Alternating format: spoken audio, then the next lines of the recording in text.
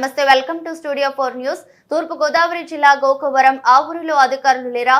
గోకవరం మండలం గుమ్మళ్లదొడ్డి గ్రామంలో దళితవాడలో సత్య Saibaba water tank ఉన్న ట్యాంకును నీళ్లు ఉన్న స్థానికులు తాగడానికి నోచుకోలేదు. వాటర్ ట్యాంక్ ఉన్న టాప్లు పోయిన పంచాయతీ అధికారులు ఇంతవరకు వేయించలేకపోవడం దురదృష్టకరం అంటున్నారు స్థానికులు. వాటర్ ట్యాంక్ ఇరువైపులా చెత్త పేరుకుపోయినా శుభ్రం చేయించని పరిస్థితులు, చెత్త నుంచి వచ్చే దుర్వాసన, దోమలతో గ్రామస్తులకు రోగాలు ప్రబలుతాయని భయపడుతున్నారు. దగ్గరలో అధికార పార్టీ నాయకులు ఉన్నా ఏమీ చేయలేకపోతున్నారని గ్రామస్తులు ఆరోపిస్తున్నారు. వగున మండుతున్న ఎండాకాలంలో కూడా గుక్కెడ మంచినీళ్లకు నోచుకోలేకపోతున్నామన్నారు.